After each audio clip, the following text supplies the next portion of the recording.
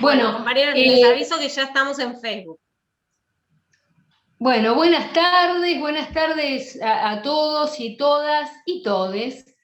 Estamos aquí en una actividad importante realmente para los equipos técnicos. Es una actividad sobre el lawfare, algo clave en estas épocas y en estas tierras. Estamos hablando eh, de geopolítica, estamos hablando de la política exterior de los Estados Unidos, hay que decirlo con nombre y apellido. Justamente este ciclo se llama lawfare, disciplinamiento, políticas de disciplinamiento del imperio. Eh, ¿Qué es eso del lawfare? ¿Es algo nuevo? ¿Hasta dónde está nuevo y hasta dónde no? Bueno, es una política claramente de disciplinamiento. eh, es también algo novedoso. ¿En qué es novedoso y en qué no? Bueno, lo novedoso es el impacto que ha tenido y la masividad y la repetición de, podríamos decir, de algunos tips, para hacerlo sencillo, y en realidad de algunas políticas que se repiten en toda la región, coordinadas en muchos de los casos por las embajadas, pero con una amplia complicidad de distintas patas, digamos. En un sentido se apoya en un mecanismo comunicacional muy efectivo, muy novedoso, si podemos pensar lo que nace más o menos con Cambridge Analytica y profundiza grietas, inventa y profundiza grietas, no porque antes no haya habido antagonismos, sino porque lo plantea desde cuestiones absolutamente emocionales que impiden ciertos razonamientos, que hacen al reconocimiento de las trampas, de las patrañas, de estos engaños que realizan el Poder Judicial. Ese Poder Judicial que en parte es cómplice de este armado. ¿Y cómo es este armado? Bueno, se plantea de alguna manera, se trata de plantear un caso en general de corrupción contra algunos de los dirigentes de la región que han sido dirigentes emblemáticos y que han llevado adelante gobiernos populares. Y esto ha sucedido en toda la región. Comenzó, claro, allá en la década pasada, con el caso de Mel Zelaya, en Honduras, que si bien era una democracia cuasi tutelada, pero Mel Zelaya aparecía con transformaciones. Mel Zelaya estaba girando la economía, estaba girando su política, estaba teniendo una medida y miradas populistas, y ahí fue cuando hay un secuestro. Llegan al palacio, lo secuestran, lo sacan del gobierno, ponen otro gobierno, etc. Continúa con otras situaciones, no tan difícil fue lo que sucedió en Paraguay, no tan distinto sucedió en Paraguay, se inventó una situación con el campesinado, se generó externamente una represión, se lo acusa entre gallos y medianoche a Lugo, se le da un golpe palaciego, se lo quita del poder. Algo ya más con el acento puesto ya en la parte estrictamente legal, por decirlo, fue lo que le sucede a Lula y a Dilma, para llegar luego a lo que sucede en Ecuador.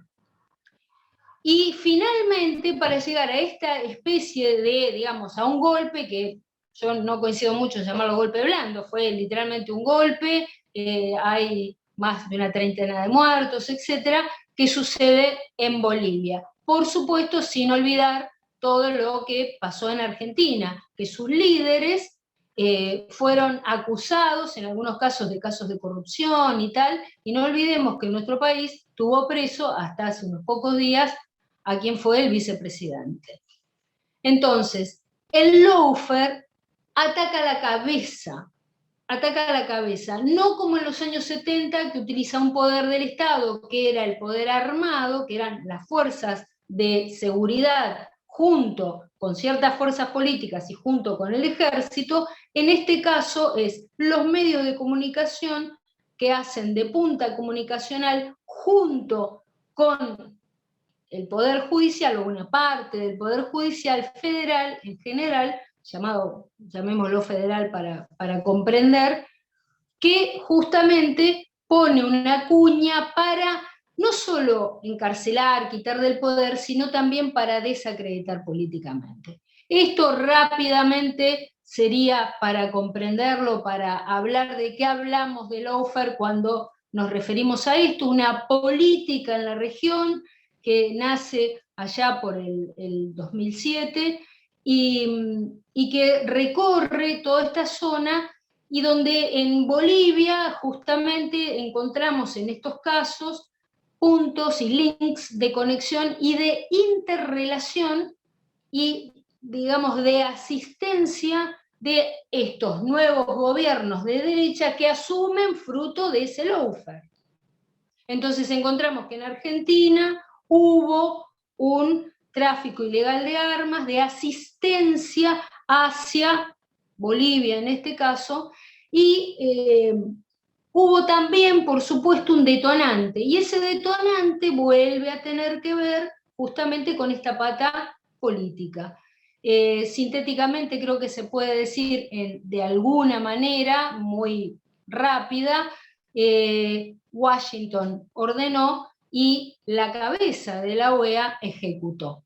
Porque esto se da cuando asciende, cuando se están dando las elecciones, y cuando, bueno, iba ganando las elecciones claramente Evo y faltaba, digamos, su núcleo más duro, ¿no? El recuento en los lugares más populares, indigenistas, donde se sabía que ahí se consolidaba ese triunfo, y ahí aparece una sospecha de fraude que no fue tal.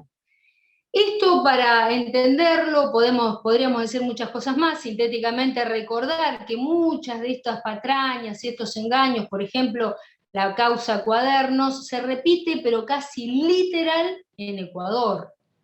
Entonces, esto es el panorama del lawfare, y frente a esto estamos tratando de desentrañarlo, de comprenderlo y de darnos claras políticas justamente para desmontarlo. Una de las bases de las políticas básicas, ¿cuál sería? Y lo que en Argentina se llama una reforma judicial, para lo cual aportamos nuestros conocimientos y nuestras buenas voluntades políticas. Sin más, quiero dejar en la palabra a quien es nuestro representante en OEA. No sé si vamos a presentar el video o vamos directamente a nuestro embajador, Carlos Raimundi. Gracias. Vamos a Carlos directamente, por si tiene ahí temitas de agenda. Vamos entonces a Carlos Raimundi, nuestro embajador, compañero, presentar a Carlos, exdiputado, ha tenido una larguísima trayectoria, importantísima trayectoria, bien nos defiende y bien nos representa en OEA. Buenas tardes, Carlos. Desde Buenos Aires te saludamos. Bueno, buenas tardes. Bueno, muchísimas gracias. Muy, muy agradecido de poder participar. Muy contento de ver varias caras que hace tiempo que no veo y que me alegra muchísimo verlas. Y bueno, y dejarle después el plato fuerte, digamos, el centro por el momento que estamos atravesando, el centro de la información, de los contenidos, seguramente los va a abordar Ariel, que ha tenido tanto protagonismo en todo este proceso. Yo quería, si me permiten, seguir un poquito la línea de Patricia. y resaltar lo importante de este tipo de conversaciones, porque nos permiten algo que el poder se empeña en impedirnos, que es contextualizar, es entender de qué estamos hablando, inscribir en un marco espacial y en un marco temporal los sucesos, porque el poder siempre trata de descontextualizar, de poner foco en lo específico, en lo momentáneo, para que no entendamos las razones y los objetivos profundos. Entonces, me gustaría, si ustedes me permiten, para entender este fenómeno del lawfare actual, compararlo con una etapa anterior, brevemente.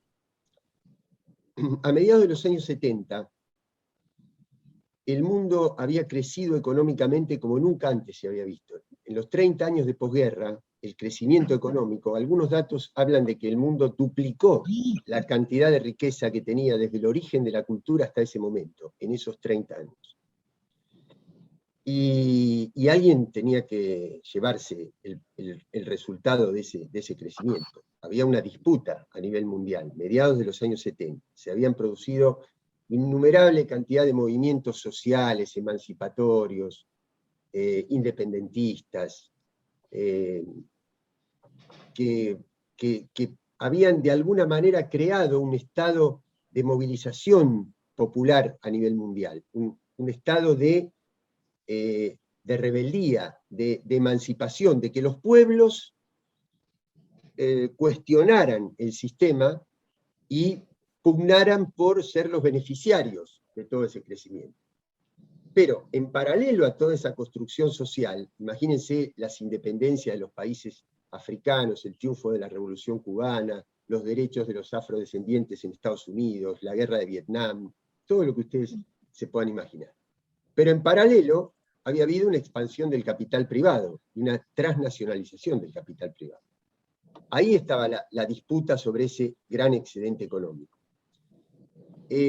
Y entonces se producen algunos fenómenos, no quiero detallarlos, no quiero extenderme en eso, pero crisis del petróleo, por ejemplo. Crisis del petróleo, ¿qué significa? El petróleo de los países subdesarrollados aumenta de precio, eso impacta sobre las economías de los países industriales, y eso hubiera contribuido a achicar la brecha del desarrollo entre el norte industrializado y el sur.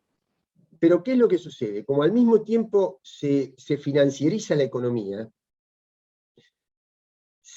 los dólares que eran resultado de un recurso como el petróleo, que era del sur, se colocan financieramente en el norte. Entonces lo que hacen es financiar la revolución tecnológica del norte, no el desarrollo del sur. Se amplía la brecha. Ahora, ¿cómo se hacía esto? Frenando aquellos movimientos populares, oprimiéndolos. Por eso las dictaduras en América Latina. El neoliberalismo se consolida a nivel mundial con la experiencia de Reagan en Estados Unidos y de Margaret Thatcher en Inglaterra, pero se experimenta en Pinochet y en Martínez de Oz. A principio, en todo ese primer tramo de los años 70 con las dictaduras latinoamericanas. Y al mismo tiempo que se consolida ese proceso financiero en base a las dictaduras, se utiliza el mecanismo del endeudamiento. Pero el endeudamiento no con un sentido estrictamente económico, sino un endeudamiento a países que se sabía de antemano que no iban a poder pagar esa deuda, porque lo que se buscaba no era el repago de la deuda, sino convertir en crónico el estado de dependencia económica.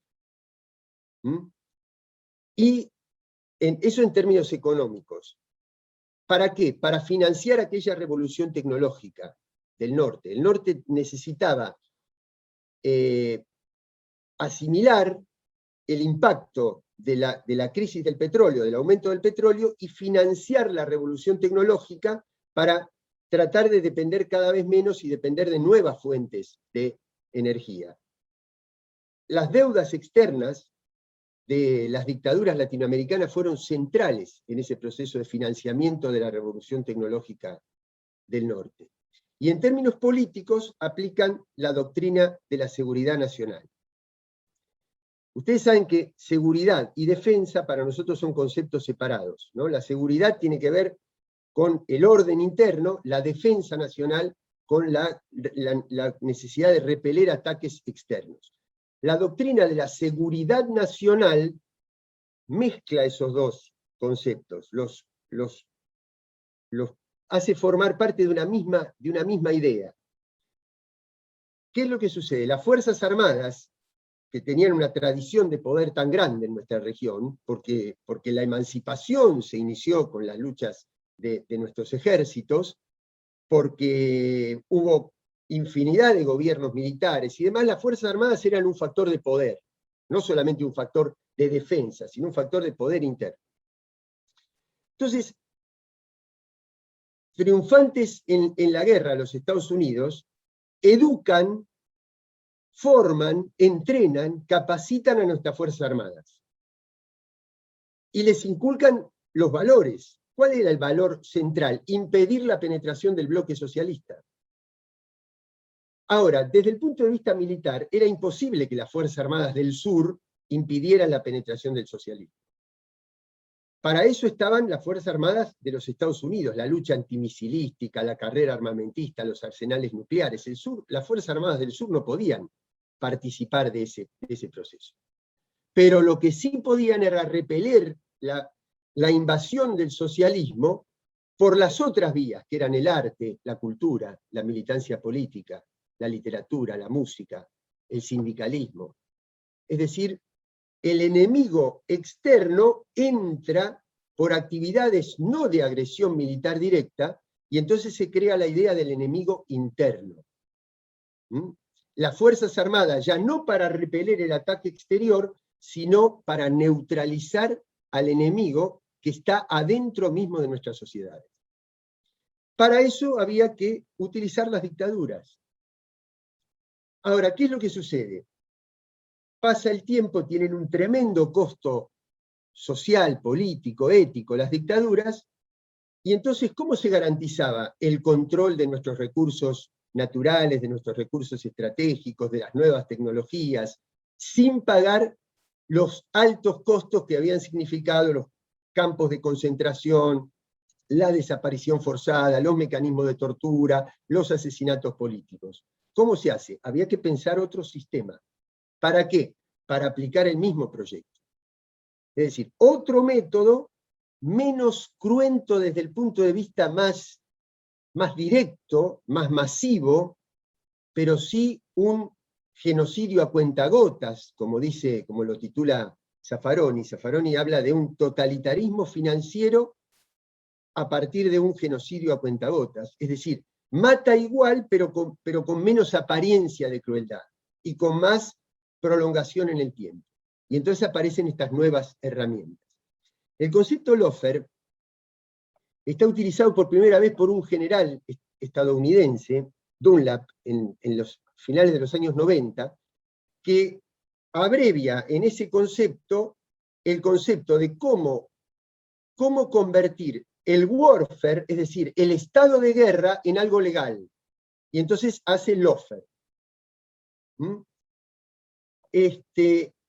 Y forma parte de uno de los mecanismos de los golpes blandos. Porque después, obviamente, lo va a desarrollar Ariel, pero en Bolivia no hubo estrictamente Loeffler en el sentido clásico como los que señalaba Patricia. Ahí hubo más elementos de golpe militar clásico. Ahí la presidenta de facto recibe los atributos de mando de las fuerzas militares, como había sucedido en otras etapas en la Argentina y en otros países de la región. Forma parte, es uno de los mecanismos de la doctrina de los golpes blandos, que tiene, como dice Gene Sharp, que es de alguna manera el doctrinario, el que sintetiza esto, tiene etapas, ¿no? Hay etapas, es decir, cómo ellos van haciendo que no haga falta la intervención militar porque es en la propia sociedad donde se van instalando los mecanismos golpistas. ¿A través de qué? A través del financiamiento de organizaciones de la sociedad civil. Es decir, lo que nosotros históricamente calificábamos como organizaciones libres del pueblo, que siempre formaban, por definición, parte del campo popular, empezaron a infiltrarse. ¿Por qué? Por vía de financiamiento, no al equipamiento militar, no a la sofisticación de los campos de concentración, a la intervención indirecta del territorio a través de la intervención en los cerebros y en los corazones. Organizaciones de la sociedad civil. ¿Para qué? Primero, para crear una sensación de malestar. Después, para denunciar corrupción. Después, alteraciones a la libertad de expresión y a los derechos humanos. Y a lo último, generar un clima de ingobernabilidad. Era lo que el otro día sintetizó Cristina cuando mostró esa placa en el alegato por la causa del memorándum, cuando mostró la placa financiada por BlackRock, por los fondos buitre, pero referida a la campaña internacional que la vinculaba con el asesinato de Nisman. Era clarísimo, era: un fiscal denuncia a la presidenta argentina de tener una alianza con el Estado terrorista. El fiscal muere, ¿quién lo mata? La presidenta que había sido denunciada.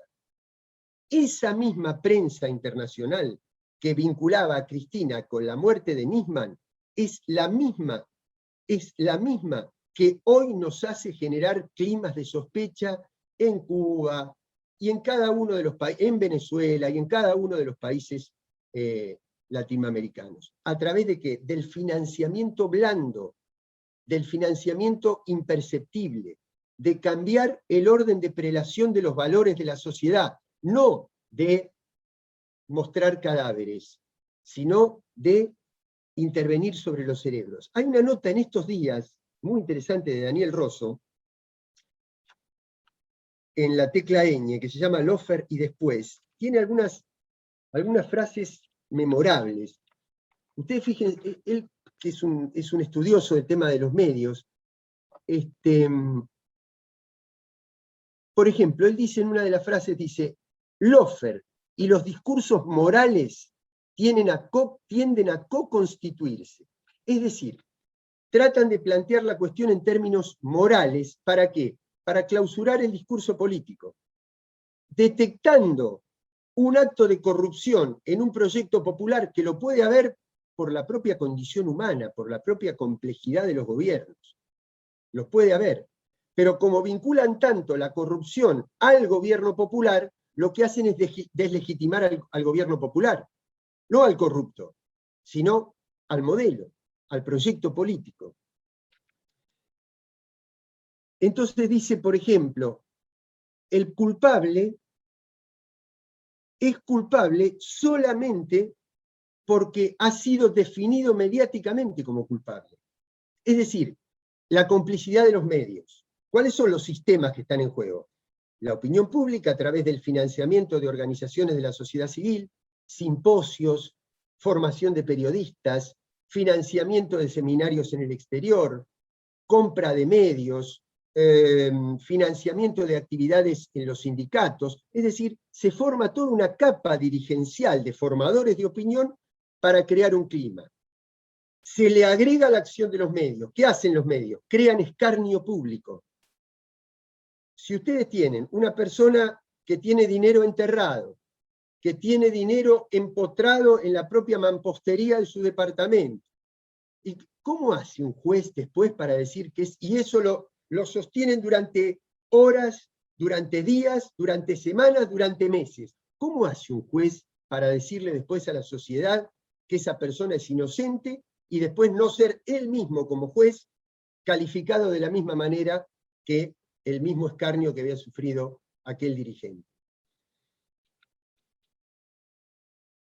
Él dice, en los 70 lo que había que hacer era sustraer de la visibilidad a los compañeros, hacerlos desaparecer, quitarles visibilidad. Hoy hay que sobrecargarlos de visibilidad. hay que sorprenderlos a la madrugada con toda la parafernalia de los medios de comunicación, sorprender a Zanini o a Vudú, sacarlos de la cama a la madrugada para mostrar cómo se los detiene sacándolos del cuarto de su casa. Es decir, hipervisibilizarlos. ¿Para qué? Para que cunda esa sensación de escarnio público. Bueno, voy terminando. ¿Para qué? Primero, ¿quién? ¿Quién? Bueno, Patricia hablaba de un Estado muy poderoso. Sí, muchas veces sí. Muchas veces trasciende un Estado, ¿eh? Es un sistema de poder. Es un sistema de poder. Porque el propio poder que trata esta vez de apropiarse de nuestros recursos estratégicos, de nuestros recursos naturales, algunos tradicionales, como en Medio Oriente, otros nuevos recursos, como el litio, como el coltan, como las tierras raras, como los nuevos materiales que están en nuestra región, como la biodiversidad por la escasez del agua potable a partir de las modificaciones en el clima. Para eso, el poder tampoco es monolítico. Por ejemplo, yo recuerdo que cuando se hace la denuncia masiva de los Panama Papers, no había ninguna empresa de los Estados Unidos, y no porque no estuvieran involucradas, sino porque había una disputa entre paraísos fiscales. Ahí lo que había que denunciar era Panamá, no Delaware. Hay internas en el poder, pero el objetivo es el mismo, ya sea por una vertiente o por la otra, es derrotar y doblegar nuestras soberanías. No permitirnos la explotación soberana de nuestros recursos. ¿A través de quién? De líderes populares. ¿Cómo? Bueno, de la misma manera que hacían las dictaduras clásicas. O sea, por otros medios, el mismo proyecto. Que no haya, digamos, la cooptación de los medios de comunicación. Antes era papel prensa, hoy es a través de la capitalización financiera que convierte a los medios en empresas, que tienen que sostener una situación económica, que tienen que sostener un modelo de poder. Por eso ya no son más medios. Murió el periodismo independiente.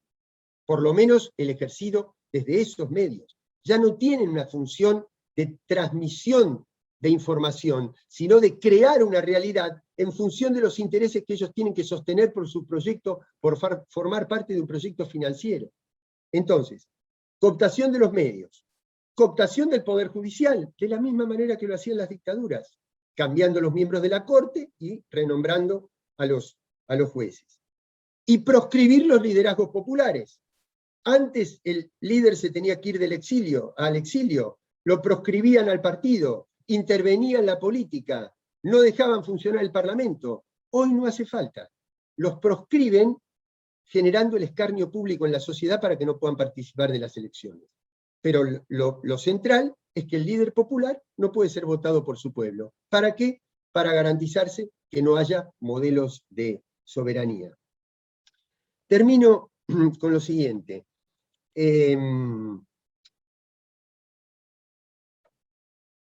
La finalidad de todo esto es crear un caos absoluto.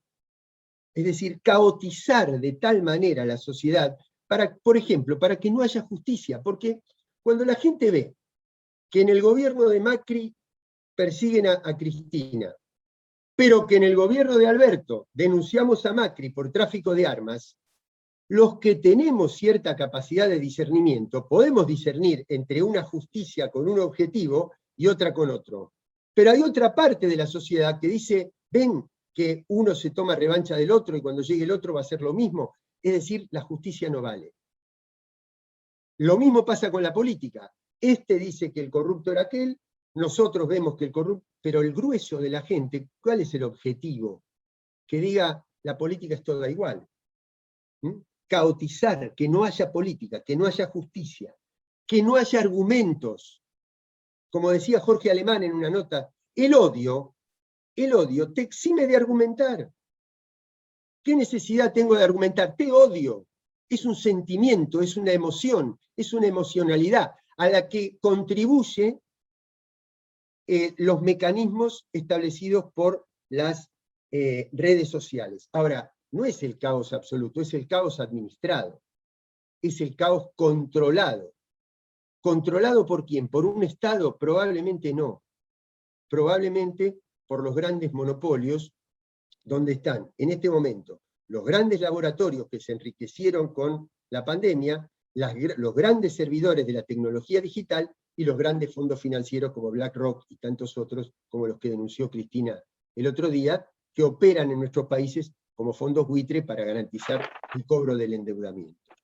Es decir, esto que parecería una democratización de la comunicación está controlado por algoritmos que manejan nuestros gustos, nuestras tendencias, nuestras emociones, nuestras inclinaciones, nuestros deseos, y los controlan muchísimo mejor que nosotros mismos, que somos los propietarios de esos deseos y de esos sueños y de esos gustos y de esas inclinaciones. ¿Para qué? Para imponer un nuevo orden, no ya desde el control de lo estatal, sino desde el control de los grandes laboratorios.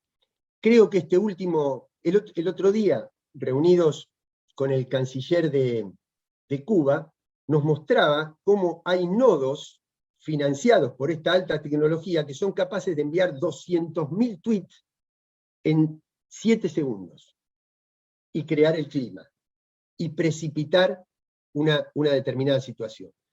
No quiero referirme a eso, no es el tema de esta charla.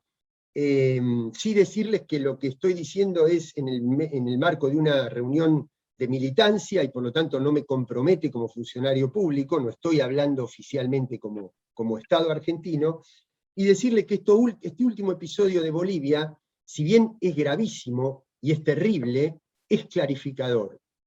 Es clarificador. Nos muestra claramente quién está de un lado, quién está del otro. Y nuestra tarea a través de estas charlas es reunir elementos y reunir capacidad conceptual para poderlos retransmitir a la sociedad, para esclarecer más a nivel masivo y no únicamente a nivel de la militancia política. Bueno, por ahora nada más. Si me puedo reconectar después, yo me voy a quedar un ratito más, pero después me voy a tener que desconectar. Me reconecto y trato de volver a participar en el intercambio. Muchísimas gracias.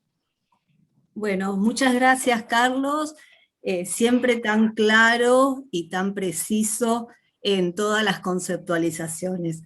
Esta reunión la organizan los equipos técnicos del Frente Grande y la Fundación Acción para la Comunidad, pero nos acompañan una serie de organizaciones que la verdad a nosotras y a nosotros nos enorgullece.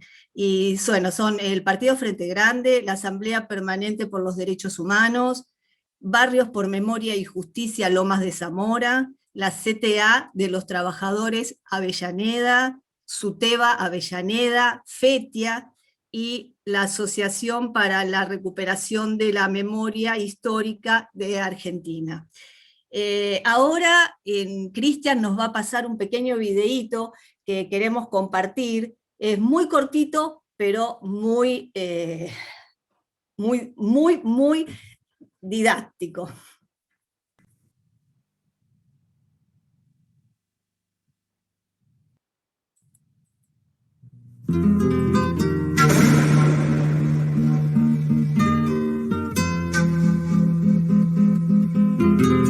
Madres, abuelitas, todos estaban desmayados allá.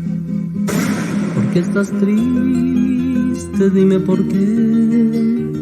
Veo en tus ojos dolor. Compañero, para el pobre no hay justicia, solo para el rico hay justicia. Siento llover, por eso pido, no sufras más.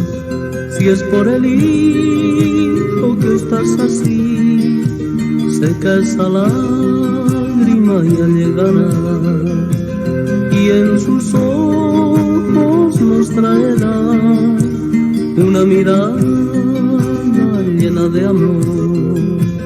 Pero no llores, me harás llorar. Pero no llores, me harás llorar.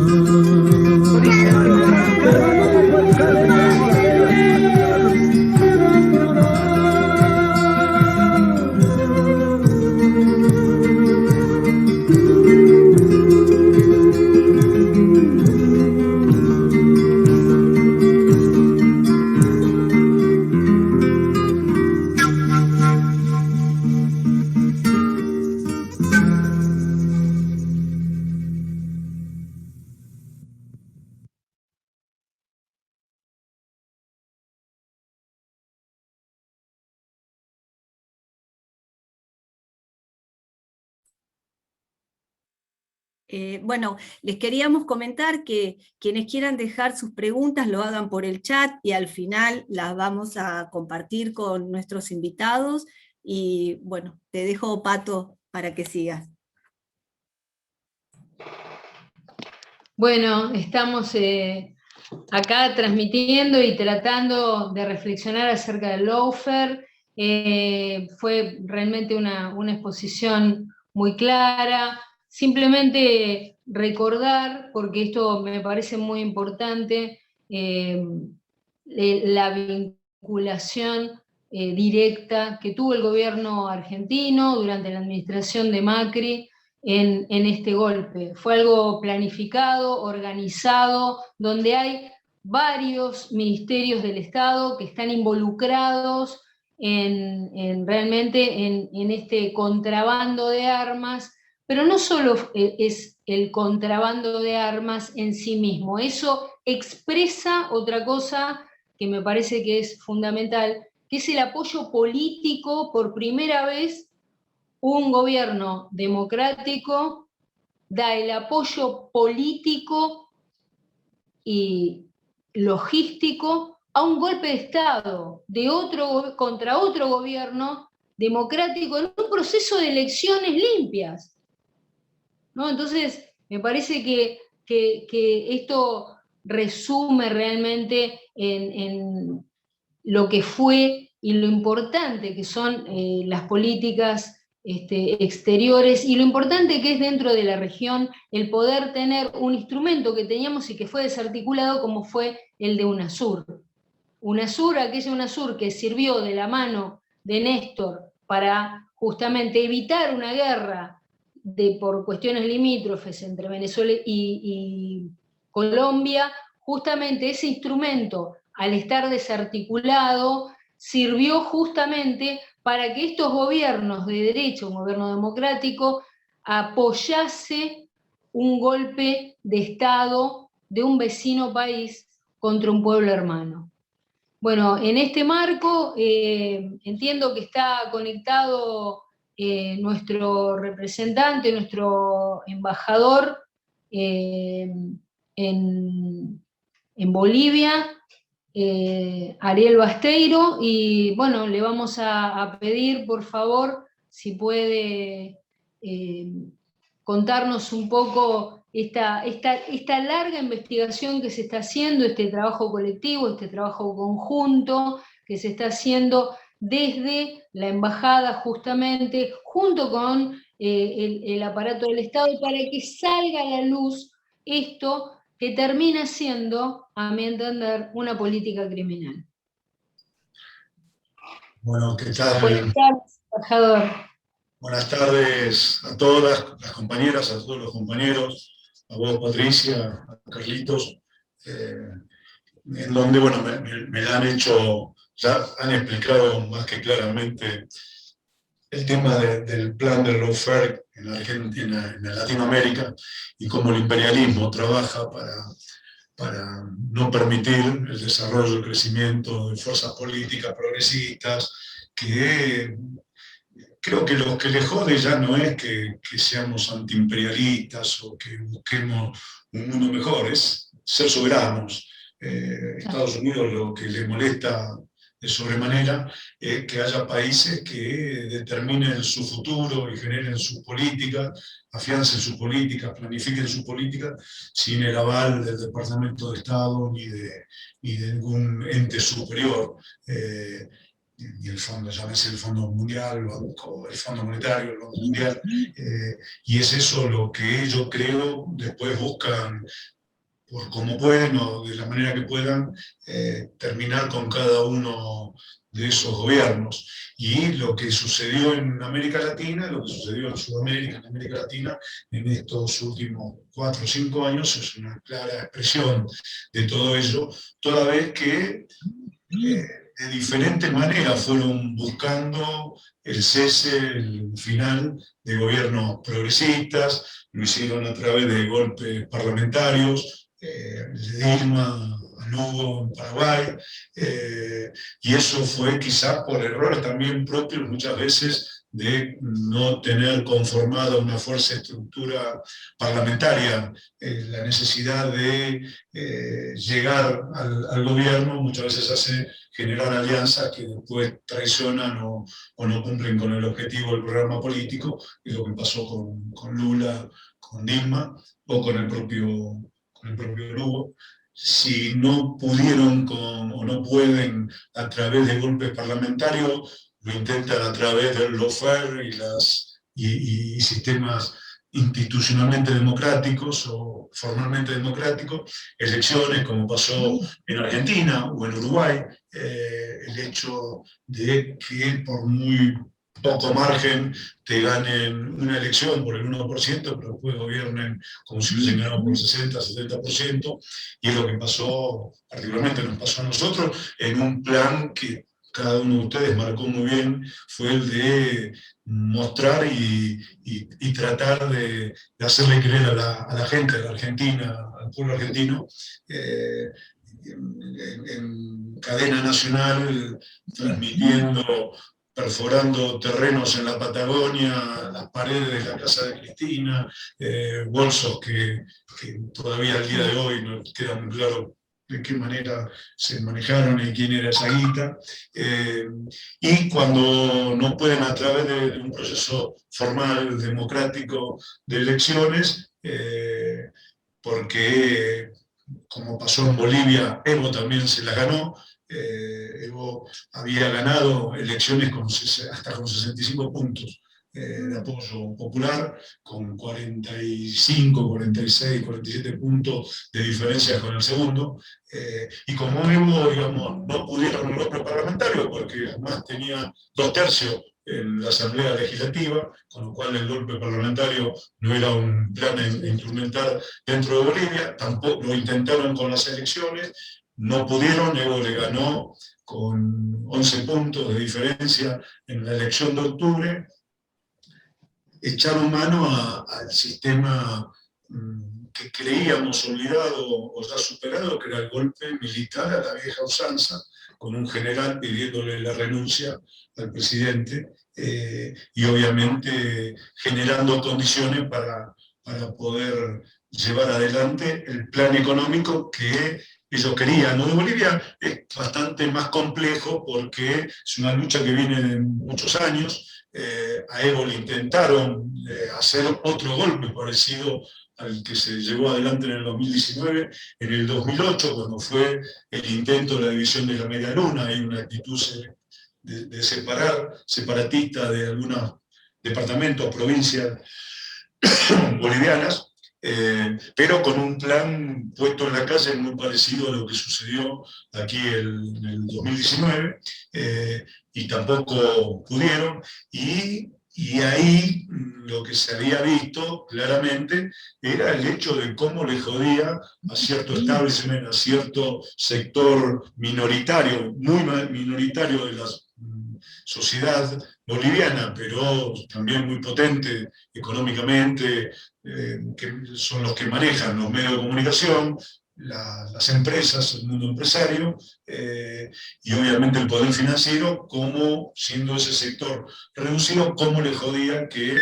hubiera un presidente como Evo y que había un pueblo donde tuvo la capacidad de Evo de dar espacios y lugar para que mujeres con pollera, hombres de sombrero, pudieran ser ministros, diputados, senadores, funcionarios, algo que nunca había pasado en 200 años de historia anterior, ¿no? de Bolivia como país autónomo o independiente. Yo antes de entrar quizás al tema que hoy está en los diarios, el tema del contrabando de armas de Macri a Bolivia, un pequeño aporte a lo que hablaba Carlos y lo que hablaba vos, Patricia, el tema de cómo se instrumentan los golpes militares. Claro, Carlos lo explicaba muy bien, y lo que tenemos que tener en cuenta, mientras ellos tienen toda una estructura científica, tecnológica, puesto al servicio de convencer y de instalar determinadas discusiones que muchas veces no es lo que plantea la sociedad, pero sí es lo que quieren los sectores del poder y te llevan a discutirlo, cuando nosotros lo hacemos todavía con el afiche, el engrudo, y con la pintada muchas veces de cal. Y eso hay una disputa de pareja que así todo no nos va tan mal, porque creo que estamos en un continente en disputa, en un país en disputa, y que esa disputa en algunos momentos nos posiciona en mejor lugar y nos permite avanzar, y nos permite ganar gobiernos, y nos permiten que el Frente para Todos volviera al gobierno en Argentina, con Alberto y con Cristina, que en Bolivia Lucho y Choquehuanca, el ministro de Economía de Evo y el canciller de Evo volvieran a estar en el gobierno en Bolivia, y que Castillo, contra todos los pronósticos y contra el mundo, pudiese convertirse hoy en presidente, y que en Chile, pese a que la derecha creía que tenían comprado el futuro por cientos de años, a partir de un conflicto que surge de los estudiantes por el aumento del transporte, termina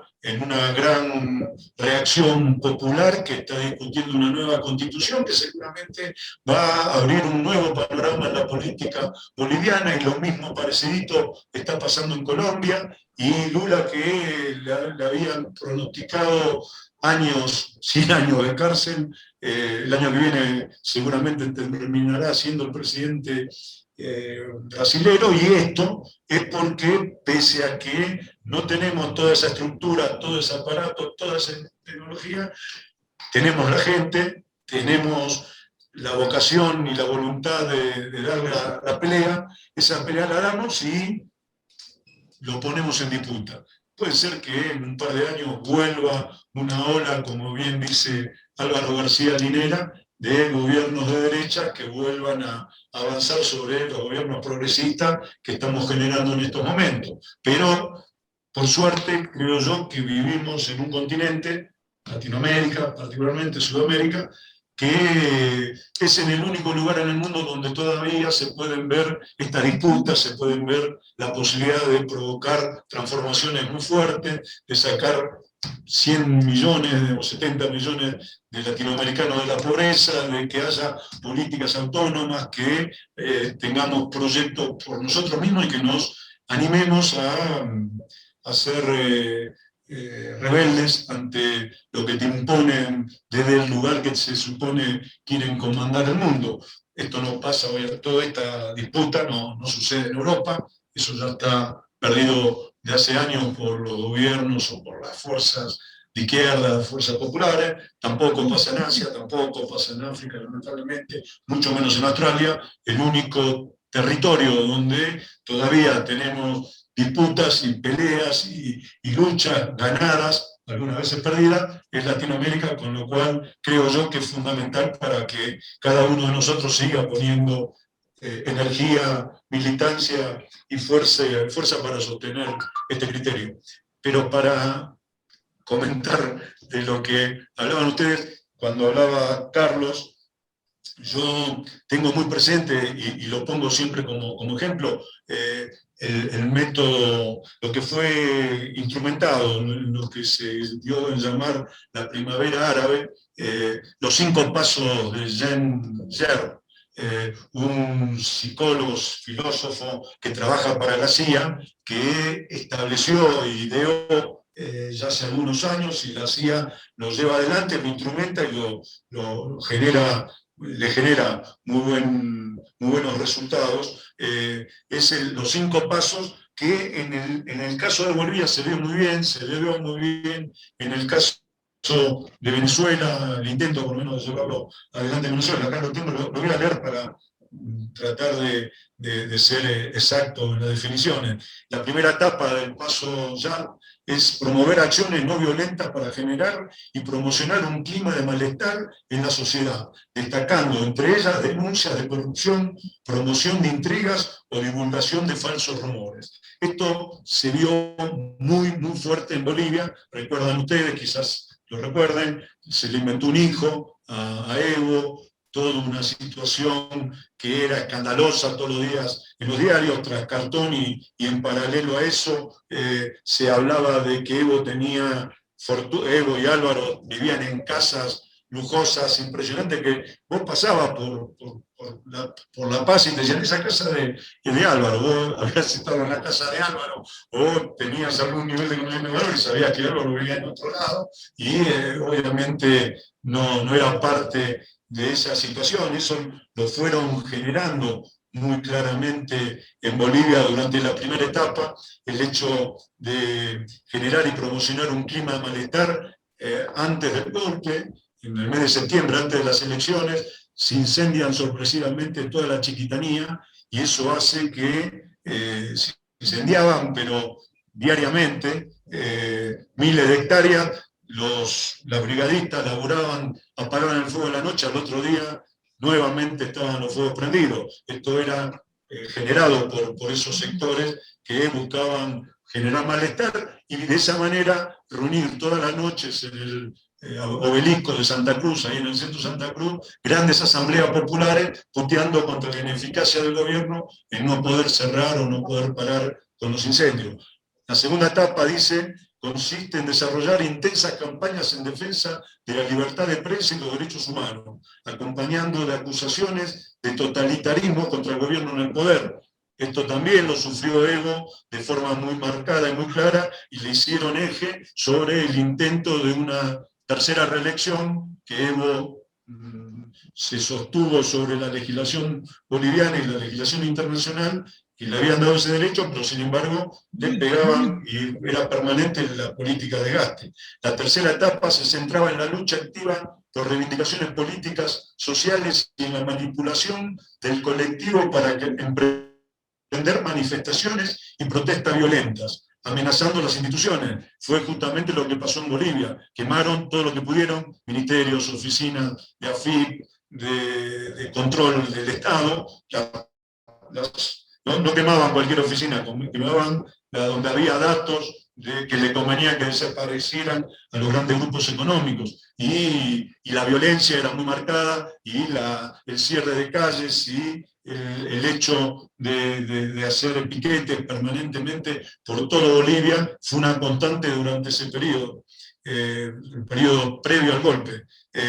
La cuarta etapa pasa por ejecutar operaciones de guerra psicológica y desestabilización del gobierno, creando un clima de ingobernabilidad, que fue claramente lo que pasó la semana previa con la policía cuartelándose y obviamente generando desabastecimiento en todas las ciudades, pasó eso. Y la quinta y última etapa tiene por objeto forzar la renuncia del presidente de turno, que fue lo que hicieron, forzaron la renuncia de Evo Morales. O sea que ese plan que la CIA llevó adelante en la primavera árabe, que llevó adelante en Venezuela y que lleva adelante a veces en muchos otros lugares del mundo, acá funcionó y está inserto en esta primera etapa de la charla, que era el tema del lawfare y de cómo manipulan y cómo operan para terminar con gobiernos populares. De toda esa situación se da un hecho que yo creo que cada vez es más claro y más preciso, que el envío de armas de Macri, del gobierno Macri a Bolivia, no fue una calentura de Macri y de Bullrich o un querer cumplir con determinado compromiso con la derecha boliviana, al cual se encuentran en esos grupos de fundaciones y encuentros multitudinarios que hacen en Miami o en Estados Unidos entre las derechas del mundo. Allí hay acuerdos. Esto fue ideado, pensado, creo yo, sin esforzarme demasiado, en lo que era el Grupo de Lima, en lo que eran los gobiernos de derecha que querían terminar con el único gobierno que se sostenía y que, pese a todos los intentos que habían buscado para terminar con él, no lo habían logrado. E incluso lo gozaba y tenía mucho apoyo y buen perspectiva para futuro. no es tan solo Argentina, fue también Ecuador un par de semanas antes de que se conociera la situación del envío de armas de Argentina. Estalló acá el conflicto de que Ecuador se supo el envío de 3.000 gases lacrimógenos, de una manera también muy curiosa que creo que todavía no lo pudimos descubrir, pero ya lo sacaremos, fue a través de un llamado telefónico. La ministra de Comunicación de Bolivia llamó al propio ministro de Gobierno ecuatoriano y por teléfono le pidió el envío de ese material y se lo mandaron sin que haya ningún escrito ni ningún tipo de documentación respaldatoria, muy parecido a lo que sucedió acá. Estoy convencido de que fue a través de un llamado telefónico que se hizo el pedido de los 70.000 cartuchos y los 600 gases lacrimógenos. Y este fue un plan ideado desde esos sectores del poder de la derecha regional, que tuvo como objetivo principal instalar un gobierno proclive al proceso que en esos momentos se vivía en Latinoamérica, o que bueno, empezábamos a cambiar con el triunfo de Alberto en Argentina. Esa llegada de material también, el día que yo acudo a Cancillería para hablar con el canciller sobre la posibilidad de una nota o de algún material, de algún documento que pudiera confirmar lo que Cancillería boliviana venía tratando de encontrarle la punta al ovillo para confirmar una información extraoficial que tenía. Ese día también fueron convocados los embajadores de Brasil y de Chile para darle una nota exactamente igual a la que nos dieron a nosotros, donde le pedían colaboración para averiguar o brindar información sobre el posible envío de armamento en los días previos al golpe. A diferencia de lo que seguramente pasó con Brasil o con Chile, nosotros lo buscamos y lo encontramos, y al encontrarlo destapamos una olla que obviamente huele a podrido y que, por otro lado, genera mucha bronca, genera mucha indignación, mucho dolor estar inmiscuido como país en la ayuda con armamento a un golpe militar como se dio en Bolivia en aquellos días de noviembre del 2019, pero que creo que es necesario mostrar, darlo en toda la capacidad que tengamos. Por eso que a partir de la nota que encontramos en la embajada, que era una nota de agradecimiento de un general que por exceso de protocolo o porque se cubría, ese general renunciaba ese día, el día que escribió la nota, la escribió a la mañana,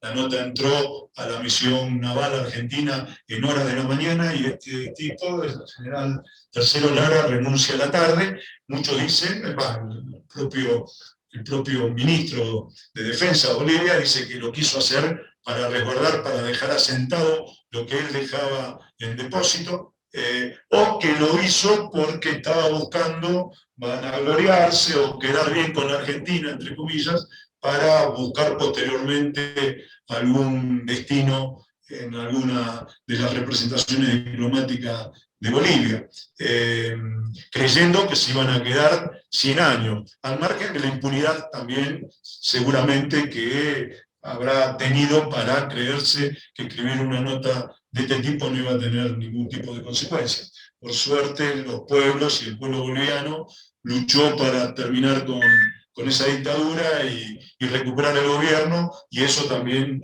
abrió la posibilidad de que uno llegara acá, que estuviéramos en la embajada, que pudiéramos encontrar la nota y aportar muchos datos que por el momento, y están muy bien, que son datos que surgieron de Bolivia, pero en la investigación que fuimos haciendo, fuimos aportándole algunos datos para que apareciera posteriormente, una semana después, al margen de la nota que aparece en el archivo de la Fuerza Aérea, firmada por un funcionario de defensa de Argentina, con lo cual ya no podían meter el discurso de que la nota había sido una operación, porque dijeron eso, ¿no? Que yo me dediqué a falsificar una nota y qué sé yo, a veces riéndome, decía que bueno, me extrañaba mi propia capacidad poder falsificar una nota. Posteriormente, meterla dentro de la Embajada Argentina, en la cual yo no estaba hace 2 años atrás. Y también tener la capacidad de meterla dentro del archivo de la Fuerza Aérea Boliviana. Pero en un principio dijeron que esa nota era falsa, se confirmó posteriormente con la que apareció en el archivo de la Fuerza Aérea, que era una nota real, concreta, que era una copia de la original. Posteriormente dijeron que el armamento lo habían traído para práctica de los gendarmes que habían llegado aquí. Hay muchos elementos para responder a esto. Primero, que no entrenaron ni tiraron un solo tiro. Segundo, que el grupo Alacrán no practica con cartuchos antidisturbios. Si practican con armas pesadas, y no fue el caso. Y posteriormente apareció en el depósito de la Fuerza Aérea un dato, un elemento que posibilitó encontrar 26.900 cartuchos y unos 150 gases del total que se había llevado la policía boliviana.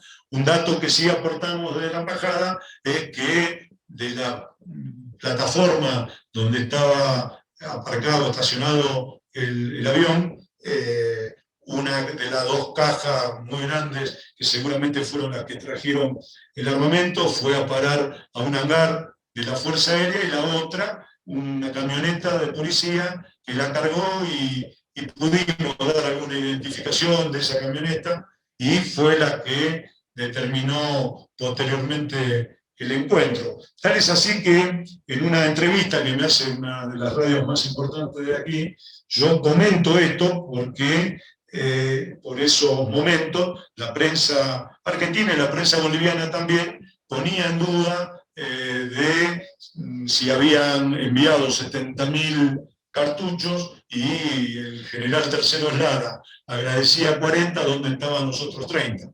Y yo, que tenía el dato de que la policía había sido la que en parte se había llevado también ese cargamento, empecé a insistir con que era la policía. Y me preguntaban si tenía pruebas, y yo tenía el dato, o el testigo, que sí podía aportar esa idea. Pero muy seguro respondí que sí, que la prueba estaba y que la íbamos a presentar en el momento que fuera necesario, y que si lo decía era porque estaba la prueba. Lo cómico fue que tanto el ministro como el jefe de policía escucharon el reportaje, y dije, bueno, si Basteiro dice que tiene la prueba, debe haber algo, y intensificaron la búsqueda, y ese mismo día apareció en el depósito los cartuchos y parte del cargamento. Todo esto lo que posibilita es que en Argentina hayamos podido iniciar un proceso judicial contra Macri, contra Bullrich, contra Ward, contra 4 gendarmes, 4 comandantes de gendarmería, y que obviamente ese proceso recién esté en un inicio, porque hay mucho material, porque hay muchas pruebas, porque hay muchos elementos que van a confirmar esta situación. Aquí en Bolivia el proceso es por, y el embajador también, ¿no? El ex embajador ante la justicia argentina, y aquí en Bolivia el proceso es por tráfico de armas, que también, donde está incluido el ex embajador, el general Terceros Lara y el general de la policía Montero.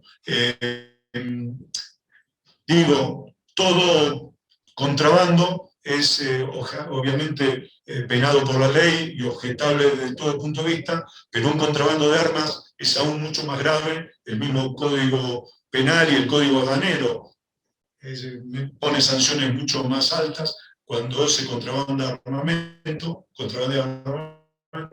y también participar en un hecho de sedición como el que hubo en Bolivia, siempre es también penado por la justicia y objetable desde todo punto de vista, pero mucho más grave cuando vos lo haces en un país que no es el tuyo, en un país extranjero, que es la figura que también Bolivia va a terminar imponiendo y denunciando a Macri, a Bullrich y a los ministros por haber participado en un hecho de sedición en un tercer país en el que no era su país, y por ese motivo seguramente van a terminar en Naciones Unidas, en la Relatoría de Derechos Humanos y de Mercenarios que existen en Naciones Unidas para denunciar a Macri, e incluso a la Argentina, porque van a denunciarlo como Estado, ya que Macri lo hizo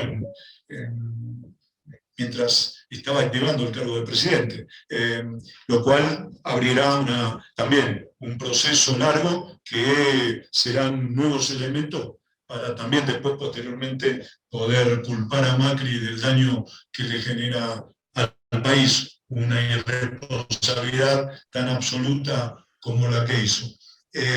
Por último, quiero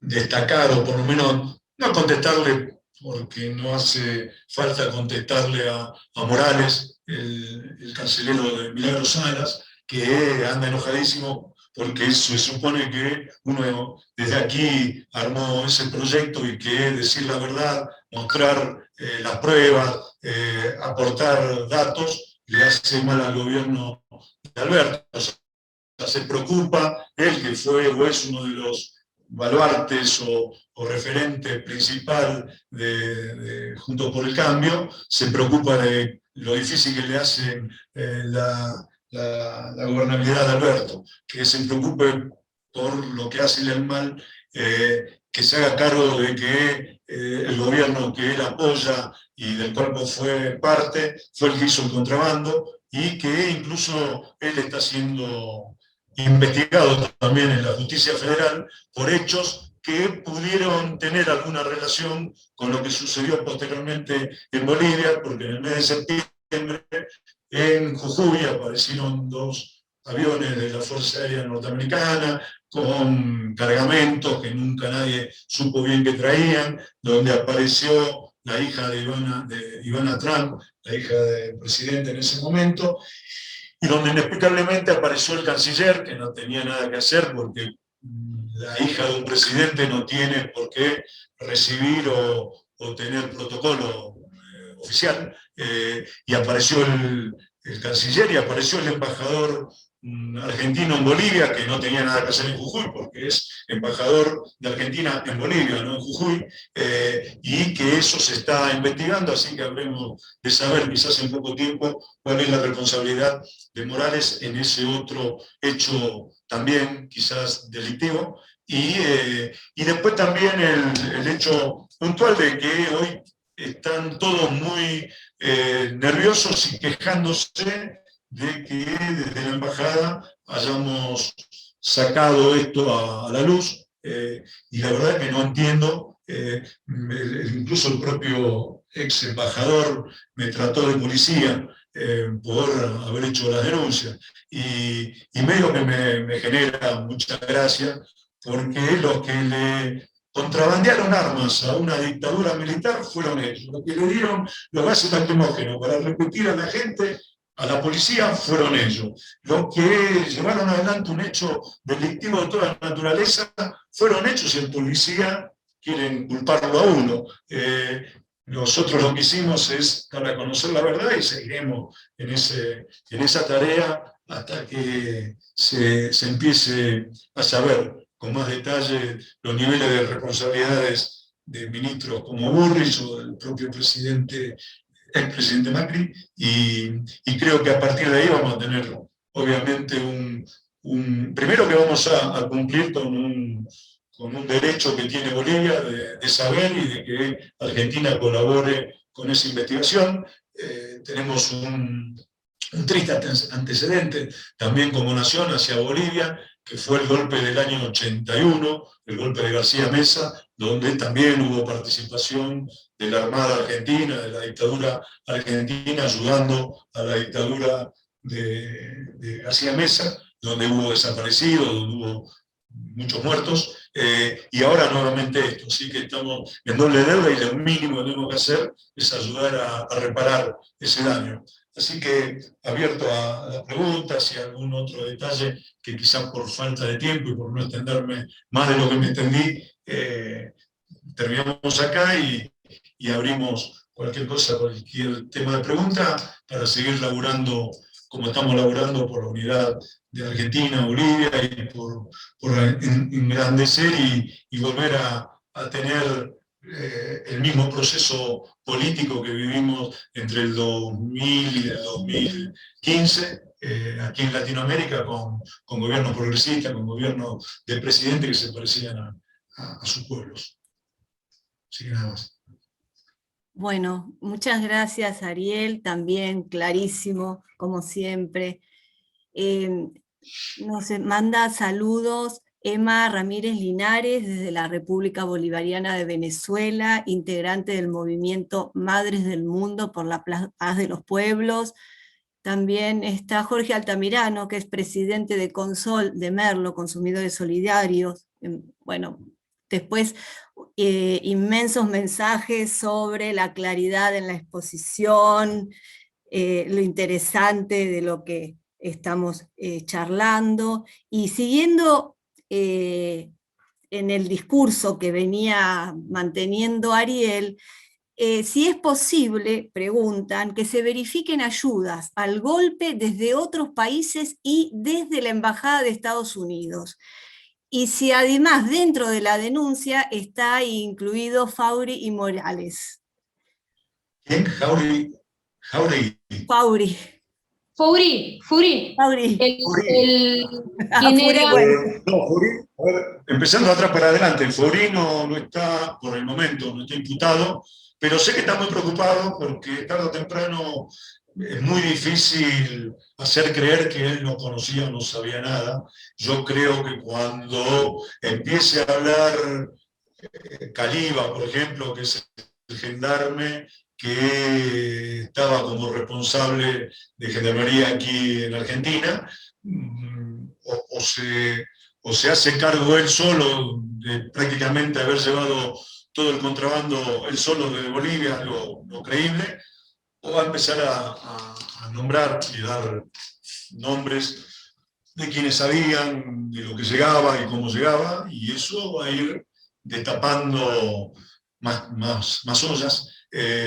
Así que todavía Forino no está imputado, Morales tampoco. Morales, bueno, está denunciado por Comodoro Pi por los hechos de septiembre, ¿no? De los aviones esos donde vino la hija del presidente.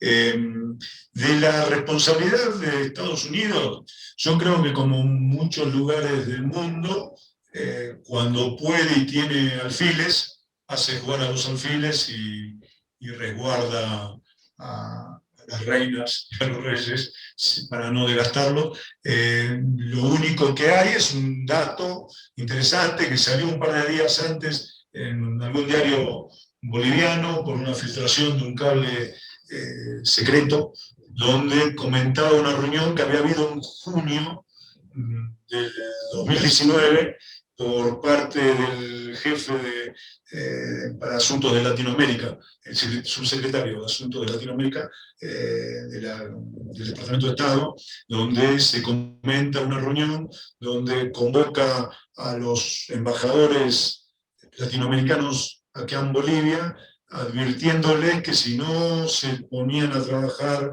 seriamente en frenar el avance de Evo volvía a ser presidente, que las encuestas le daban ganador y que había que hacer algo para frenar la llegada de Evo al gobierno.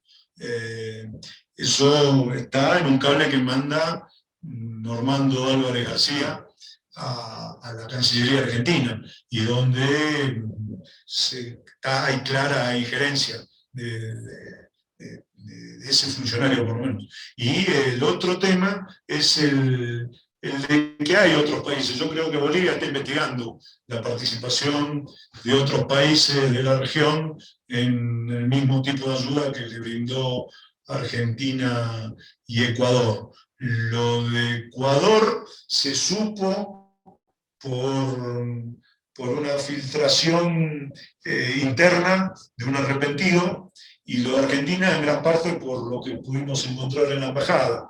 Yo no creo que otras embajadas, por sus posicionamientos políticos en este momento, ayuden mucho a encontrar más datos al respecto.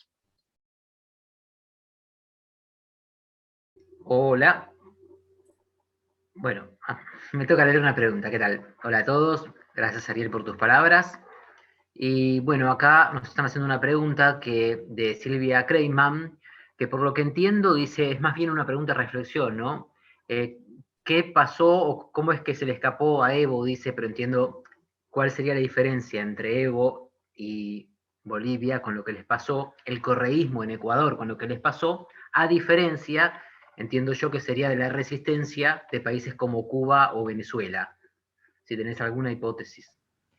Sí, perdón, tal cual, Alejandro. Yo sé que la respuesta no se puede reducir a un solo vector, pero ¿cómo se nos escapó, ¿no? ¿Qué pasó ahí? Que Cuba sostiene, Venezuela sostiene, con lo que cada uno quiera pensar sobre Venezuela y sobre Cuba, y como que se nos escapó la tortuga, sobre todo con Evo. Lo digo así muy simplemente para ver si se entiende. Que a mí no se me termina de armar cuáles son los factores que hicieron que Evo tan fácilmente los militares hagan lo que haya ocurrido ese golpe. Sí, a ver, digamos, no tengo elementos como para decir que pudieron haber sido determinantes, pero sí me parece que influyeron. A ver, Evo, había algún enojo. Evo, vuelvo a repetir, ganó la primera elección con el 55%, la segunda con 65%, la tercera con 63%.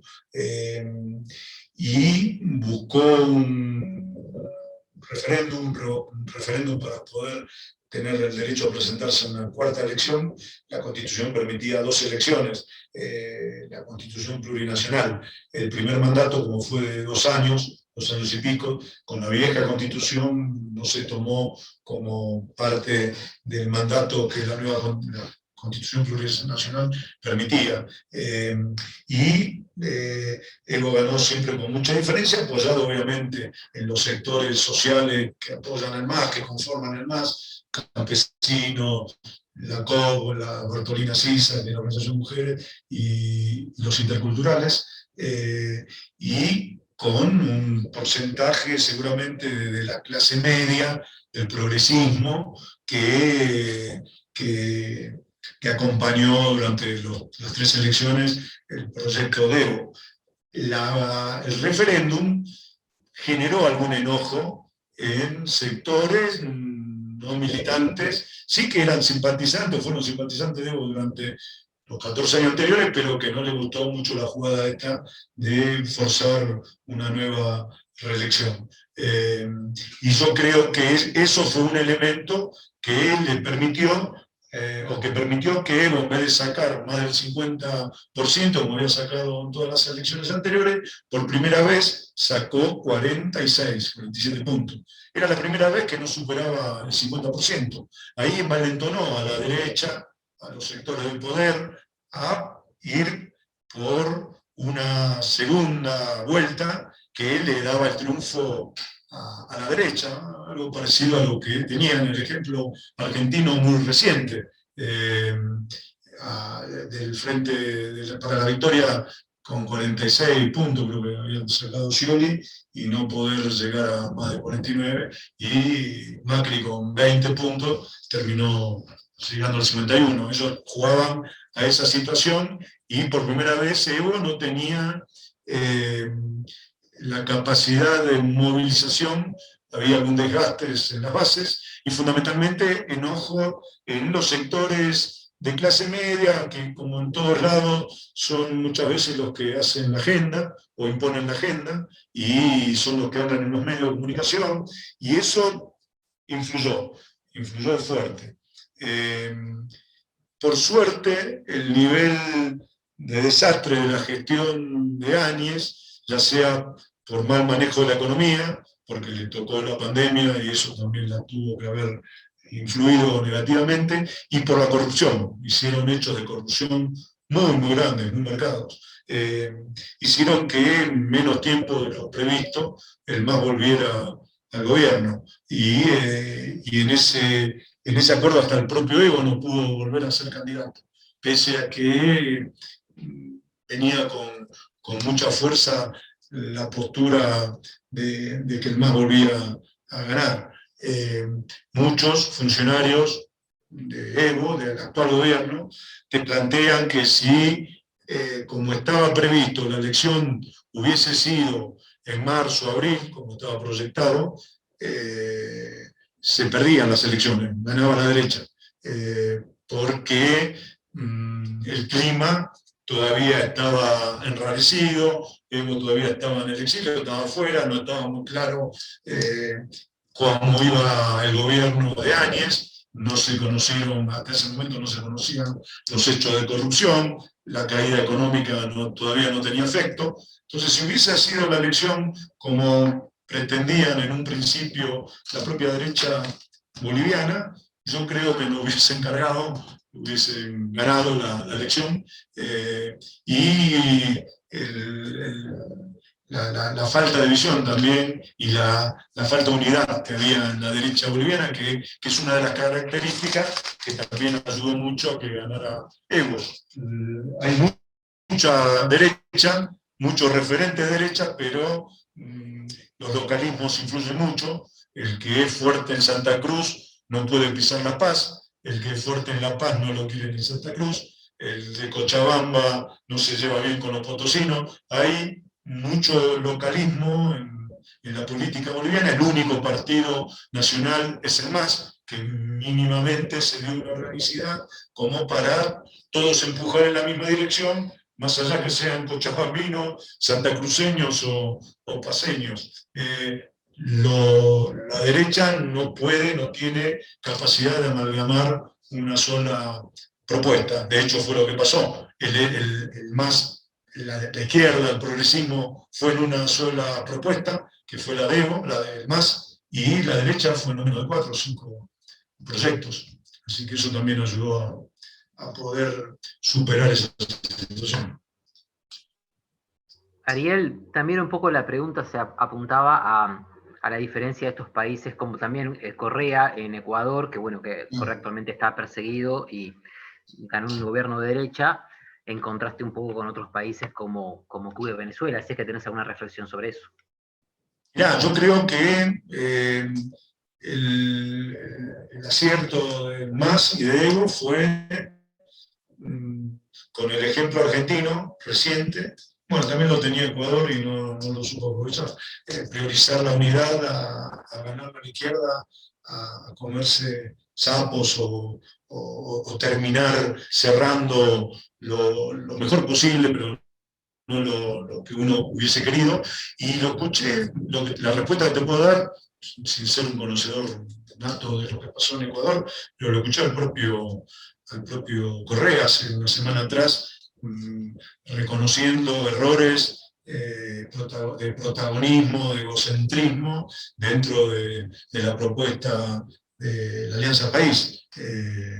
Y eso creo que tuvo que tener mucho que ver, porque también con los que hablaba, que estuvieron en el proceso político, compañeros argentinos que siguieron muy de cerca y militaron la campaña del correísmo en Ecuador, te dicen que hubo errores garrafales y un mal manejo del discurso y del trabajo militante, ¿no? Así que yo creo que muchas veces también pasa, digamos, ¿no?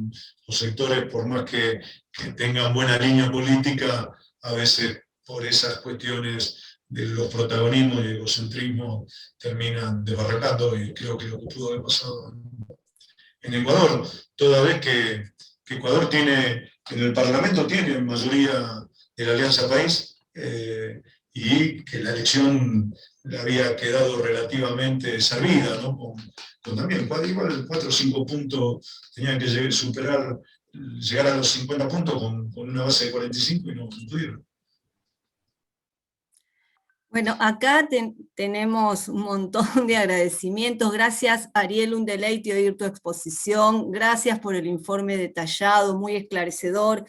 Te mandan saludos desde Jujuy, Palpalá. Clarísimas las intervenciones de Carlos y Ariel.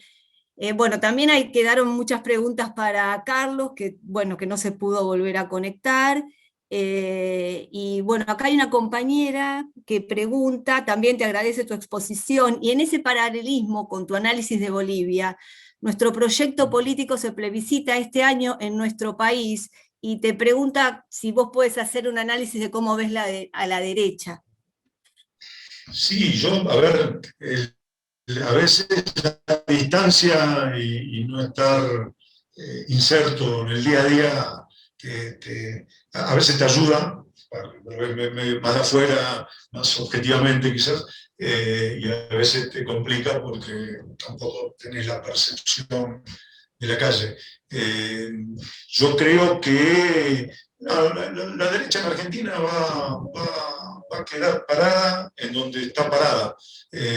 Creo que ganan las gestiones, o aquel que gobierna sigue teniendo el apoyo de sus pueblos. Lo digo por Capital Federal y Jujuy, para dar dos ejemplos. Yo creo que ahí no va a haber cambios profundos en el escenario político, como tampoco lo va a haber en la provincia de Buenos Aires, como tampoco lo va a haber en la mayoría de las provincias patagónicas, en las del litoral. Ahí el peronismo, el Frente de Todos, va a seguir llevando adelante buenas elecciones, y creo que si estamos a 7 diputados de ser Venezuela o Argenzuela, como dice la derecha, quizás esos 7 vamos a llegar a esos 7, con lo cual vamos a poder darle en el último periodo fundamental para llegar bien parado al 23, más gobernabilidad o sacar proyectos sin tener que amacarnos tantos. Veo a la derecha dividida, o por lo menos con mayor nivel de quilombos que lo que tenemos nosotros. A veces me preocupa eso, porque tomando esa frase fantástica de Cafiero, de que los peronistas son como los gatos, que muchos se piensan que se están peleando porque se están reproduciendo, lo que hoy se están peleando son los otros, así que esperemos que no cumplan el efecto de los gatos, digamos, ¿no? La derecha argentina. Bueno, además de encontrarnos acá en este Zoom, estamos transmitiendo por Facebook Live, y también un abrazo te mandan desde Chubut, desde Salta. Un abrazo al compañero Raimundi y a Ariel Basteiro, muy claras las exposiciones, qué orgullo que nos representen. Bueno, infinitas, tenemos infinitos saludos. Y quería dejarla a Patricia ahora para que siga con las presentaciones. Sí, quería aprovechar que estamos y preguntar, porque me parece que a lo mejor dejamos un flanco casi sin nombrar, que es el tema del litio, el tema económico, ese tema de los recursos naturales, que es uno de los motivos también, porque no solo el lawfare tiene un aval y un motivo financiero, que por supuesto lo tiene, sino la intervención en los recursos y la apropiación de los recursos naturales. Pensemos en lo que es el litio, en lo que representa, y inclusive entiendo que el gobierno argentino está pensando de alguna manera en hacer una unión de países del litio, como en los 70, que bien nombraba nuestro querido embajador,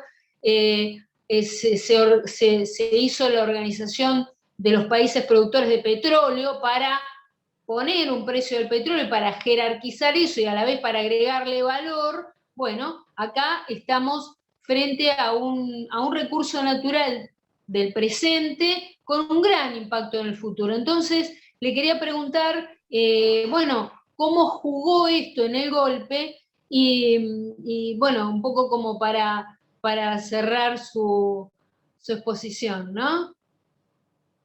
A ver, creo que yo había escrito allá por los días del golpe una nota en página 12 que decía un golpe con gusto a sal, porque había muchos elementos para determinar que uno de los motivos que había movido a países de la Unión Europea, fundamentalmente, ahí fue el que metió la cola, no fue el diablo del gran país del norte, sino Gran Bretaña, tuvo una activa participación en el golpe, aquí a Evo, la Unión Europea también, el embajador de la Unión Europea también, la mayoría de los países europeos acompañaron, se hicieron los distraídos y acompañaron eso con el objetivo de querer quedarse con acuerdos que Bolivia había empezado a cerrar, a firmar con Corea, con China, con Alemania también, pero aparentemente ahí no les importó demasiado,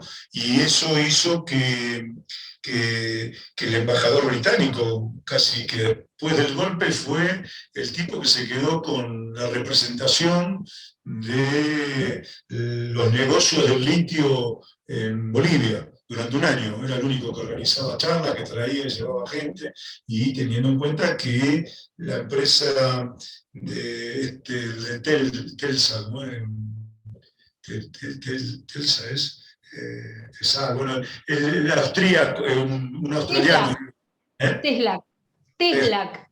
Sí, ahí hay capitales británicos, mayoritariamente, y que obviamente el litio sigue siendo a futuro, digamos, un bien que Argentina, Chile y Bolivia tienen en cantidades el 70% de la reserva del mundo, no las únicas, pero sí el 70%, que quizás la diferencia, lo bueno que tienen estas reservas de litio aquí en esta región, es que están a flor de piel, que están a muy fácil acceso, lo cual facilita y hace más económico la explotación. Digo esto porque México encontró la reserva más grande de litio, pero es a través del sistema de choque dentro de las rocas, con lo cual es un proceso mucho más costoso, que también necesita de agua, como lo que hoy está explotando Vaca Muerta. Pero yo creo que tuvo mucho que ver, se pudo parar. Tenemos un problema serio, tenemos 3 legislaciones muy diferentes entre Argentina, Chile y Bolivia como para coordinar una acción común. Bolivia tiene yacimientos de litio boliviano y el Salar de Uyuni y los salares que hay en Bolivia son parte del patrimonio de los recursos naturales de la nación. En Argentina son las provincias, con lo cual no quieren que haya participación de la nación en las políticas de explotación del litio, y Jujuy, Catamarca y Salta quieren ser ellos los que fijen las políticas. Y en Chile, que también estaba muy liberado y era el país que mayor cantidades de litio exportaba, ya sea en su estado bruto o el sulfuro o el cloruro de litio, hoy está teniendo una actitud ante la nueva constitución que se está discutiendo, suponiendo que la constitución va a ser una constitución que resguarde los recursos naturales de otra manera a la que lo hacían los gobiernos neoliberales. Están saliéndose de Chile, buscando Argentina como el país donde tienen garantizado más libertades para exportar con menos costo. Y eso creo que es un tema que nosotros vamos a tener que discutir. Lo bueno es que estamos cerrando un acuerdo entre CONICET, el Ministerio de Ciencia y Tecnología de Argentina, con hidrocarburos y yacimientos del litio boliviano, para iniciar un proceso de investigación de darle valor agregado a la producción de sulfuro y del cloruro de litio. Yo creo que el 26 viaja Lucho a la Argentina, va a haber un encuentro con el presidente y seguramente va a ser uno de los acuerdos a firmarse.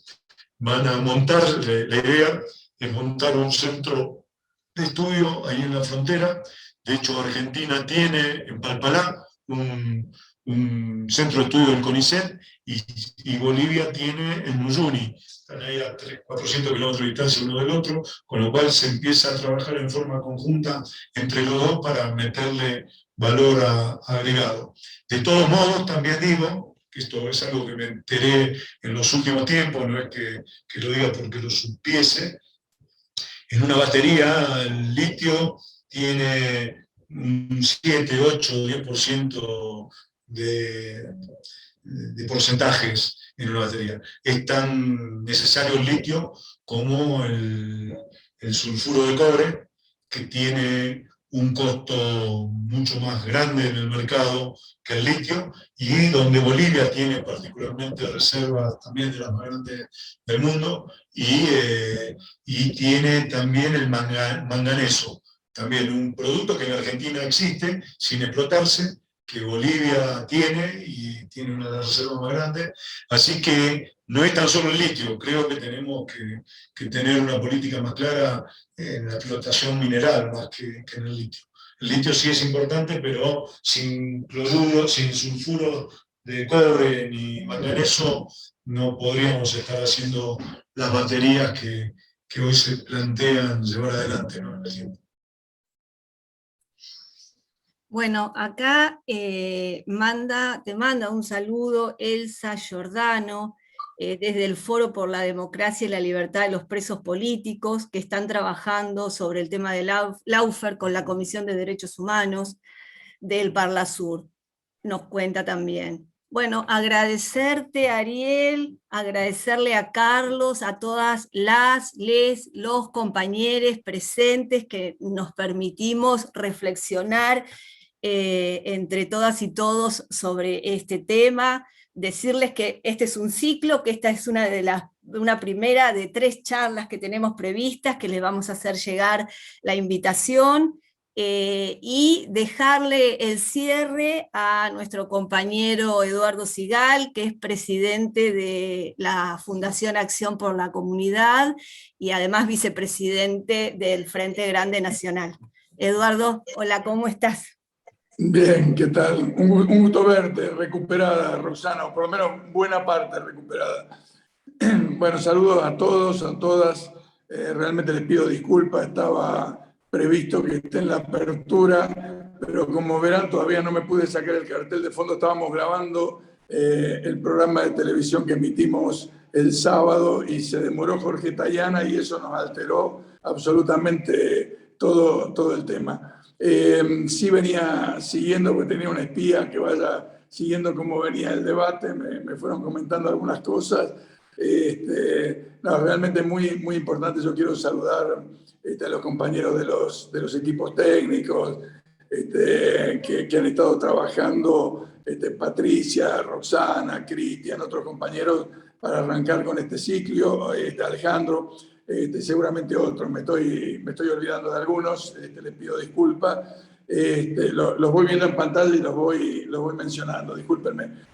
Creo que es muy importante todo lo que tiene que ver al intercambio, a nuestra capacitación, a nuestra formación, porque estamos prontos a ir viviendo cada vez más un proceso de cambio, de transformación nacional, popular, progresista. En mi opinión, yo soy muy optimista en la región y en América Latina, y creo que también hay que tener previsto que los sectores del poder vinculado al imperio, básicamente al norte, van a intentar seguir desestabilizando o impidiendo que se consoliden los gobiernos populares que por voluntad de nuestra ciudadanía van surgiendo en la región.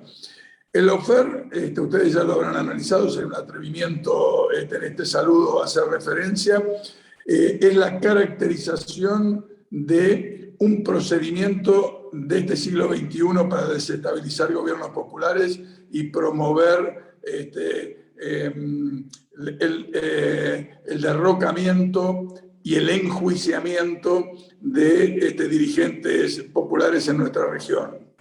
Yo creo igualmente, y esto es lo único que quiero plantearle, de que no nos podemos quedar con la fotografía, hay que mirar la política. La derecha no se va a quedar conforme con realizar golpes como el que hizo en Bolivia y que al año el movimiento popular pueda recuperar el gobierno. No se van a conformar con perder una elección como la han perdido en Perú y que acaba de asumir Pedro Castillo en el día de hoy, el gobierno de Perú. No se van a conformar con una reforma constitucional casi plebeya surgida desde la fragmentación del movimiento popular, pero con un sentido transformador antipinochetista como el que se está dando en Chile. Y no se van a quedar quietos frente a la posibilidad de que Lula da Silva, hoy principal candidato con intenciones de voto en Brasil, gane las próximas elecciones y acompañe en este proceso de transformación de Argentina y de Bolivia y de Perú. Estemos alerta, generemos conciencia, generemos organización popular, generemos protagonismo, generemos participación, generemos voluntad de unidad para poder enfrentar todo tipo de accionar de la derecha, sea por golpes blandos, sea por intentos desestabilizadores de distintos tipos. Necesitamos imperiosamente en la región que nuestros pueblos vivan acorde con las riquezas que tienen nuestros países. Riquezas de carácter económica, riquezas de carácter humana, riquezas desde el punto de vista de la historia política y social, riquezas desde el punto de vista de la voluntad transformadora. Necesitamos ser activos partícipes de esto y por eso es muy importante que trabajemos sin dejar ningún esfuerzo de lado para que el Frente de Todos pueda ser ganador por amplia mayoría en las elecciones de noviembre. Creo que este es el desafío que tenemos. Abrimos un surco en la región recuperando el gobierno. Necesitamos consolidarlo, necesitamos consolidar el gobierno de Argentina para que sigan las transformaciones en la región. Simplemente decirles esto, un saludo grande, los abrazo a todos y todas y espero en la próxima poder acompañarlos con un poco más de tranquilidad. Saludos, Ariel, con el que nos vemos muy seguido en Zoom o presencialmente últimamente también. Un saludo a todos, éxitos y gracias.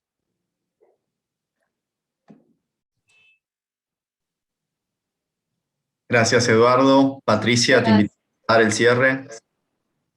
Bueno, agradecerle a todos, a los compañeros, decirles que, bueno, que este material no se pierde, queda grabado, va a quedar colgado en la página, va a quedar en la fundación. Se va a hacer un paper, vamos también a tratar de ir juntando otras inquietudes para ver si podemos junto con eso generar algunas discusiones y continuar con las discusiones.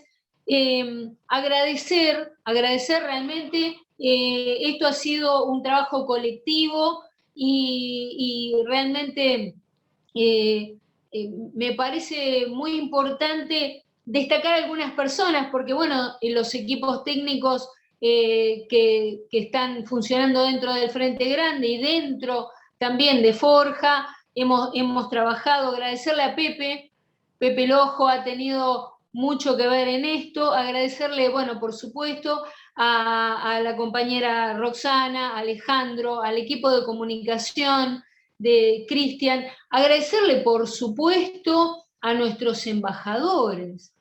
Tuvimos un Zoom con 2 embajadores realmente de calidad, hemos profundizado en un tema realmente clave, inclusive casi hasta diría que nuestro embajador en Bolivia nos dio una primicia, porque ¿no? Esto de que se viene todo este tema de cooperación y de agregarle un valor intelectual, por llamarlo de alguna forma, académico,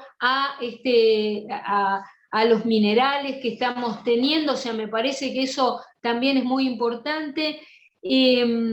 Bueno, saber que nosotros tenemos herramientas y que dentro de los equipos técnicos las estamos manejando, como digamos, el ponerle un límite al lawfare para que no entre por el lado de la justicia, es justamente promover la reforma judicial, o sea, tenemos una propuesta, la llevamos adelante también con equipos técnicos, y bueno, agradecerle por supuesto, se tuvo que retirar para nuestro embajador en OEA, que realmente con su claridad nos pintó un panorama geopolítico muy importante, y cuán importante es justamente estas organizaciones que se extrañan, que se necesitan, la CELAC, UNASUR, etc.